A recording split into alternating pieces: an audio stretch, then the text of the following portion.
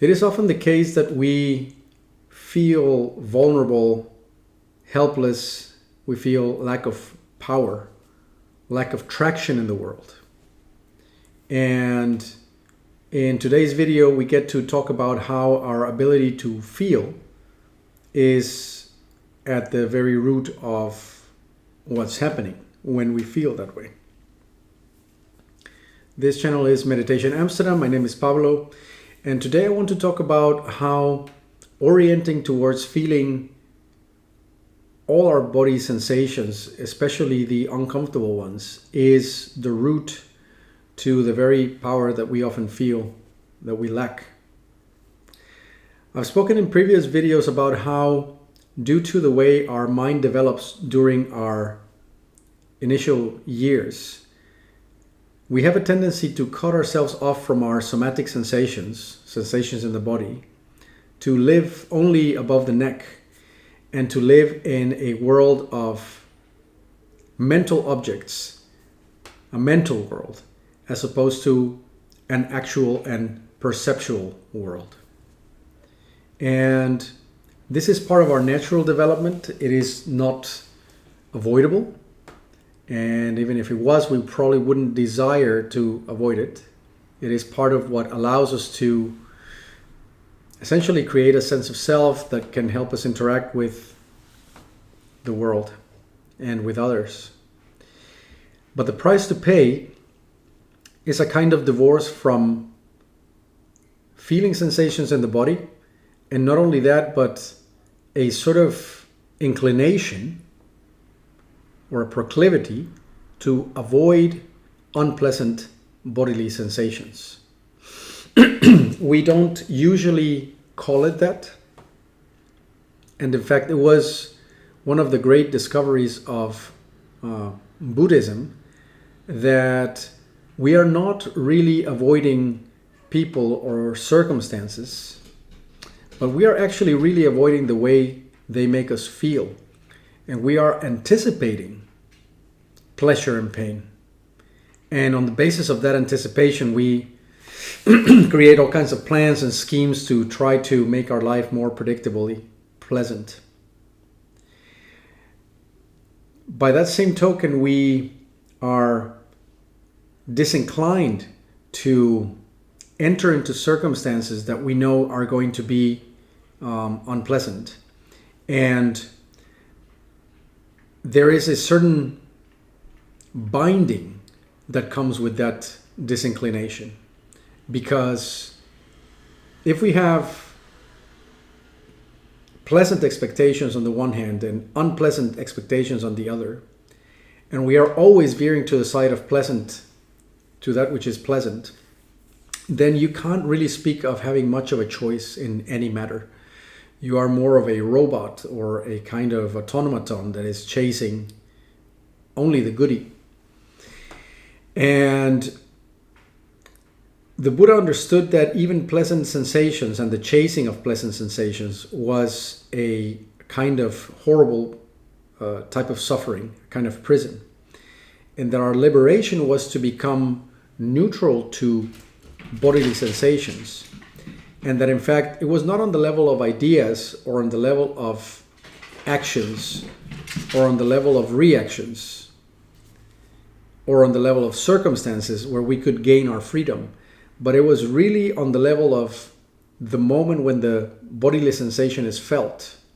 Do we have the ability to actually feel it and stay neutral to whatever that sensation may be? And from that neutrality gain, therefore, the freedom to go left or right based on higher goals and understanding of things. Now, gaining access to our somatics can sometimes be a tough process of re-entry. We need to be able to sit with discomfort, and it may require a bit of a progressive process in which we little by little come into contact with things that are not that pleasant.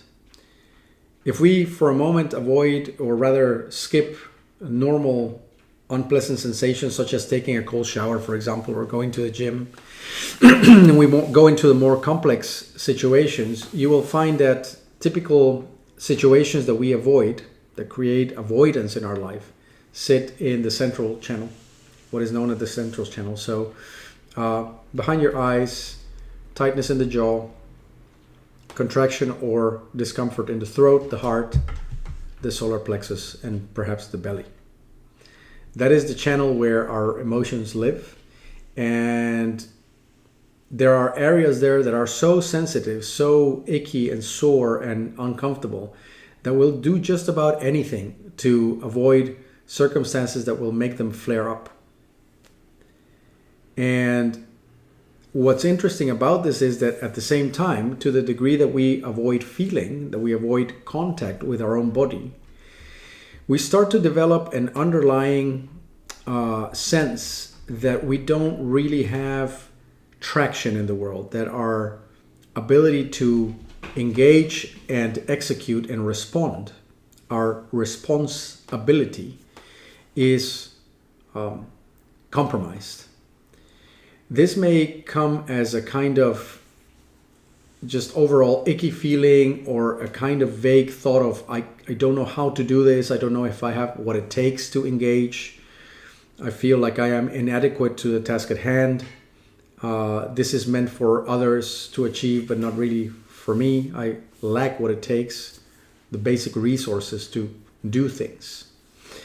And so long as you are identified with your egoic self, there will be some elemental feeling of this kind.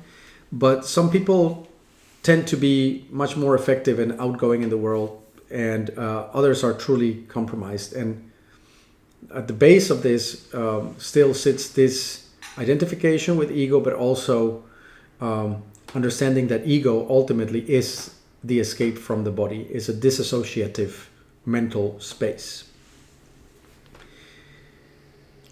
And here comes the bigger joke about it all, is that the very resources that we are looking for sit behind our ability to feel those parts of the body. Because when we avoid feeling something, we, I would say, spare ourselves the discomfort. But the price to pay is that we cut ourselves off from all the information that comes from that part of the body. I've explained in the past how our body is the radar that allows us to feel what's going on the ground. It is the instrument with which we make contact with the world and have an effect on the world, right? So the body is the vehicle to perceive and respond.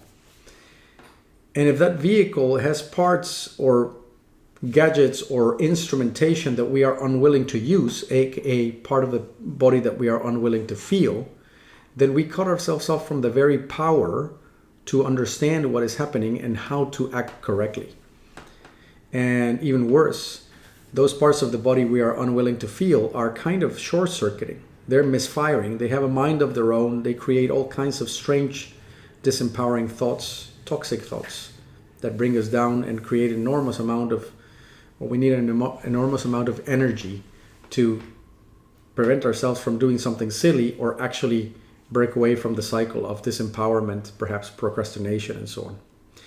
So the main message of this video is the idea that real power to take action and respond, which is essentially why we take action, comes from the ability to feel, and especially to feel discomfort in the body.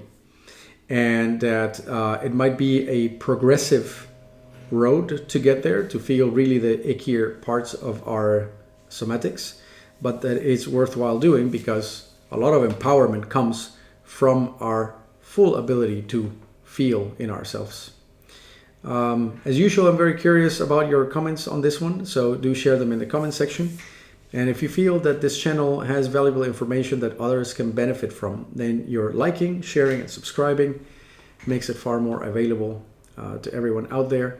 And it's also very motivating. And I'll be back with more videos pretty soon. Until then, cheerio. Bye-bye.